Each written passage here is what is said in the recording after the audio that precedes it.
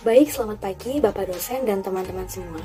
Perkenankanlah saya, selaku moderator di kelompok 7, akan membuka presentasi pada pagi hari ini dengan panganjali umat. Om Swastiastu. Baik, sebelum itu teman-teman, perkenankanlah saya untuk memaparkan anggota kelompok saya yang dimana terdiri dari yang pertama, Ida Ayu Made Yuliawati Dwi Pratiwi nomor absen 3. Kemudian ada Nikomang Arya Astini nomor absen 21. Nikade Ayu Listin Purnama Dewi, absen 22, dan saya sendiri Maria Serlia Kainenaha, nomor absen 34. Adapun pokok pembahasan yang akan kami bahas yaitu yang pertama mengenai sumber dan penggunaan dana, yang kedua aliran kas, yang ketiga macam-macam biaya, dan yang keempat menghitung kebutuhan modal investasi. Baik, langsung saja kepada pembicara pertama, waktu dan tempat dipersilakan. Sumber dan penggunaan dana. Untuk mendanai suatu kegiatan investasi, maka biasanya diperlukan dana yang relatif cukup besar. Perolehan dana dapat dicari dari berbagai sumber dana yang ada seperti dari modal sendiri atau dari modal pinjaman atau keduanya. Dalam praktiknya, kebutuhan modal untuk melakukan investasi terdiri dari dua macam, yaitu modal investasi dan modal kerja. Modal investasi digunakan untuk membeli aktiva tetap seperti tanah, bangunan, mesin-mesin, peralatan, serta inventaris lainnya. Dan biasanya modal investasi diperoleh dari pinjaman yang berjangka waktu panjang atau di atas 1 tahun. Kemudian, modal kerja yaitu modal yang digunakan untuk membiayai operasional perusahaan selama perusahaan beroperasi. Jangka waktu penggunaan modal kerja relatif pendek, yaitu untuk satu atau beberapa siklus operasi perusahaan atau 1 tahun. Modal kerja digunakan untuk keperluan membeli bahan baku, membayar gaji karyawan, dan biaya pemeliharaan, serta biaya-biaya lainnya. Penggunaan kedua jenis modal, baik untuk modal investasi maupun untuk modal kerja, jelas berbeda. Di mana dilihat dari segi sumber asalnya, modal dibagi menjadi dua macam. Yang pertama ada modal asing atau modal pinjaman. Modal asing atau modal pinjaman merupakan modal yang diperoleh dari pihak luar perusahaan, dan biasanya diperoleh secara pinjaman. Menggunakan modal pinjaman untuk membiayai suatu usaha akan terkena beban biaya, yaitu biaya administrasi, provisi, dan komisi, serta bunga yang besarnya relatif. Kemudian adanya kewajiban untuk mengembalikan pinjaman setelah jangka waktu tertentu sesuai perjanjian sebelumnya. Perolehan modal asing juga relatif sulit karena diperlukan syarat-syarat tertentu sesuai dengan kebijakan pemilik dana. Adapun keuntungan dari modal pinjaman, yaitu jumlahnya yang relatif tidak terbatas, artinya tersedia dalam jumlah banyak.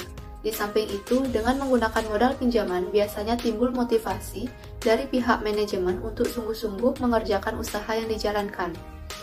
Sumber dana modal asing dapat diperoleh yaitu dari pinjaman dari dunia perbankan, pinjaman dari lembaga keuangan seperti perusahaan modal ventura atau lembaga keuangan lainnya, serta pinjaman dari perusahaan non-bank. Yang kedua ada modal sendiri. Modal sendiri adalah modal yang diperoleh dari pemilik perusahaan dengan cara mengeluarkan saham, baik secara tertutup atau terbuka. Tertutup artinya hanya dari kalangan internal pemilik saham sebelumnya, sedangkan terbuka dengan menjual saham kepada masyarakat luas. Adapun keuntungan yaitu menggunakan modal sendiri untuk membiayai suatu usaha adalah tidak adanya beban bunga seperti modal pinjaman. Perusahaan hanya berkewajiban membayar dividen. Pembayaran dividen dilakukan jika perusahaan memperoleh keuntungan dan besarnya dividen tergantung dari keuntungan perusahaan. Kemudian tidak adanya kewajiban untuk mengembalikan modal yang telah digunakan. Kerugian menggunakan modal sendiri jumlahnya sangat terbatas dan relatif sulit untuk memperolehnya. Perolehan dana dari modal sendiri biasanya berasal dari setoran dari pemegang saham, dari cadangan laba, dari laba yang belum dibagi. Kemudian penggunaan dana yaitu dari bertambahnya aktiva tetap, berkurangnya hutang jangka panjang, berkurangnya modal, pembayaran kas dividen, dan adanya kerugian dalam operasi perusahaan. Arus kas atau cash flow. Arus kas atau cash flow merupakan jumlah uang yang masuk dan keluar dalam suatu perusahaan mulai dari investasi tersebut dilakukan sampai dengan berakhirnya investasi tersebut. Uang masuk tersebut dapat berupa pinjaman dari lembaga keuangan atau hibah dari pihak tertentu, Uang masuk juga dapat diperoleh dari penghasilan atau pendapatan yang diperoleh dari berhubungan langsung dengan usaha yang sedang dijalankan, seperti penjualan. Di samping itu, uang masuk bisa pula berasal dari pendapatan lainnya yang bukan merupakan dari usaha utama. Kemudian, uang keluar tersebut merupakan sejumlah uang yang dikeluarkan perusahaan dalam suatu periode, baik yang langsung berhubungan dengan usaha yang dijalankan maupun yang tidak ada hubungannya sama sekali dengan usaha utama. Uang keluar ini merupakan biaya-biaya yang harus dikeluarkan perusahaan untuk berbagai keperluan yang berkaitan dengan kegiatan usaha, seperti pembayaran cicilan utang dan bunga pinjaman, biaya produksi, biaya tenaga kerja, dan biaya pemasaran. Dalam cash flow, semua data pendapatan yang akan diterima dan biaya yang akan dikeluarkan baik jenis maupun jumlahnya diestimasi sedemikian rupa, sehingga menggambarkan kondisi pemasukan dan pengeluaran di masa yang akan datang. Estimasi pendapatan dan biaya merupakan perkiraan berapa pendapatan yang akan diperoleh dan berapa besarnya biaya yang harus dikeluarkan dalam suatu periode. Kemudian, jenis-jenis pendapatan dan biaya apa saja yang dikeluarkan, serta berapa besar pendapatan yang diperoleh dan biaya yang dikeluarkan setiap pos. Pada akhirnya, cash flow akan terlihat pada kas akhir yang diterima perusahaan. Jenis-jenis cash flow yang berkaitan dengan suatu usaha terdiri dari yang pertama initial cash flow atau yang lebih dikenal dengan kas awal yang merupakan pengeluaran pada awal periode untuk investasi. Contoh biaya prainvestasi itu adalah pembelian tanah, gedung, mesin, peralatan, dan modal kerja. Yang kedua, operational cash flow yang merupakan kas yang diterima atau dikeluarkan pada saat operasi usaha, seperti penghasilan yang diterima dan pengeluaran yang dikeluarkan pada suatu periode. Dan yang ketiga, terminal cash flow, yang merupakan uang kas yang diterima pada saat usaha tersebut berakhir. Baik, di sini saya akan melanjutkan materi yang ketiga, yaitu mengenai macam biaya. Investasi merupakan penanaman modal dalam suatu kegiatan yang memiliki jangka waktu relatif panjang dalam berbagai bidang usaha. Jangka waktu investasi biasanya lebih dari 1 tahun, terutama digunakan untuk pembelian aktiva tetap. Investasi dilakukan dalam berbagai bentuk dan digunakan untuk membeli aset-aset yang dibutuhkan usaha tersebut. Aset-aset tersebut biasanya berupa aset tetap yang dibutuhkan perusahaan mulai dari pendirian sampai dapat dioperasikan. Oleh karena itu, sebelum melakukan investasi, kita harus membuat lebih dahulu biaya kebutuhan investasi. Kebutuhan investasi yang digunakan untuk membeli berbagai kebutuhan yang berkaitan dengan investasi tersebut. Komponen yang terkandung dalam biaya kebutuhan investasi biasanya disesuaikan dengan jenis usaha yang akan dijalankan. Secara garis besar, biaya kebutuhan investasi meliputi yang pertama biaya prainvestasi, yang kedua biaya aktiva tetap, dan yang ketiga biaya operasi. Secara umum, komponen biaya kebutuhan investasi adalah sebagai berikut. Yang pertama, biaya prainvestasi, terdiri dari biaya pembuatan studi dan biaya pengurusan izin-izin. Yang kedua, biaya pembelian aktiva tetap, seperti aktiva tetap berwujud antara lain tanah, mesin-mesin, bangunan, peralatan, inventaris kantor, dan aktiva berwujud lainnya. Sedangkan aktiva tetap tidak berwujud antara lain goodwill, hak cipta, lisensi, dan merek dagang.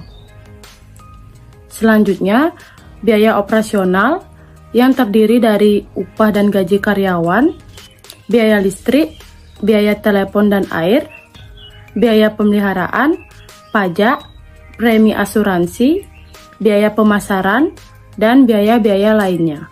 Sumber pembiayaan untuk memenuhi kebutuhan investasi dapat digunakan modal sendiri atau modal pinjaman atau kombinasi dari keduanya. Pembiayaan untuk membeli aktiva tetap biasanya bersumber dari pinjaman jangka panjang. Hal ini disebabkan aktiva tetap digunakan dalam jangka waktu relatif panjang pula, sehingga pengembalian pinjamannya pun dapat dilakukan secara jangka panjang. Adapun untuk biaya operasional biasanya digunakan pinjaman jangka pendek. Baik, materi yang selanjutnya yaitu materi yang keempat mengenai menghitung kebutuhan modal investasi. Menghitung kebutuhan modal investasi dapat dilakukan dengan dua cara. Yang pertama, menghitung return on investment. Yang kedua, menghitung modal kerja atau capital working. Yang pertama yang saya bahas yaitu mengenai return on investment. Salah satu parameter yang sering digunakan dalam investasi adalah ROI. ROI ini biasanya digunakan untuk mengevaluasi performa sebuah investasi dan membandingkannya dengan efisiensi dari investasi yang lainnya. ROI dapat dihitung dengan membagi keuntungannya dengan biaya investasi. Hasil yang didapat atau nilai dari ROI dinyatakan dalam bentuk satuan persen. Baik, rumus dari ROI sendiri yaitu nilai investasi sekarang dikurangi biaya investasi dibagi biaya investasi. Sebagai contoh, Budi menginvestasikan 100 juta di perusahaan otomotif Maju Jaya. Tahun depannya ia menjual saham miliknya dengan total nilai sebesar 150 juta. Dari sini bisa dihitung nilai ROI-nya yaitu 150 juta dikurangi 100 juta dan kemudian dibagi 100 juta. Dikali 100% didapatkan hasil 50%. Lalu semisalkan Budi melakukan investasi di perusahaan makanan Berkah Sejahtera dengan nilai sebesar 200 juta rupiah dan kemudian menjual sahamnya dengan total nilai sebesar 250 juta rupiah. Apabila dilihat sekilas, nilai keuntungan yang diperoleh dari hasil investasi Budi di perusahaan Berkah Sejahtera lebih tinggi dari investasi perusahaan Maju Jaya. Namun apabila dihitung nilai ROI-nya, didapat 250 juta dikurangi 200 juta kemudian dibagi 200 juta dikali dengan 100%, dapat hasil 25%. Bisa dilihat kan bahwa nilai ROI investasi kedua jauh lebih kecil daripada investasi pertama. Nah, sehingga dapat disimpulkan bahwa investasi yang dilakukan di perusahaan otomotif Maju Jaya jauh lebih baik dibandingkan perusahaan yang kedua. Apabila nilai aset lancar lebih tinggi daripada kewajiban lancar, maka menandakan bahwa perusahaan memiliki jumlah aset yang melimpah.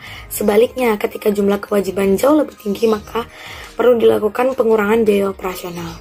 Adapun satuan hitung modal kerja atau yang disebut dengan current ratio dapat diperoleh dari current ratio sama dengan current asset dibagi current liabilities. Kemudian menghitung modal kerja atau working capital. Berbeda dengan ROI, nilai modal kerja bisa diperoleh dari laporan neraca keuangan atau balance sheet. Laporan ini biasanya didapatkan dari selisih antara aset lancar, current asset, dan kewajiban lancar atau current liabilities. Demikian materi dari kelompok 7 yang sudah kami bahas. Adapun kesimpulan yang telah kami buat yaitu dilihat dari segi sumber asalnya, modal dibagi menjadi dua macam, yaitu modal asing. Modal asing atau modal pinjaman merupakan modal yang diperoleh dari pihak luar perusahaan dan biasanya diperoleh secara pinjaman. Terus kemudian ada modal sendiri. Modal sendiri adalah modal yang diperoleh dari pemilik perusahaan dengan cara mengeluarkan saham baik secara tertutup ataupun terbuka. Arus kas adalah jumlah uang masuk dan keluar dalam suatu perusahaan mulai dari investasi dilakukan sampai dengan berakhirnya investasi tersebut. Adapun jenis-jenis arus kas yang yaitu ada initial cash flow, operational cash flow, terminal cash flow.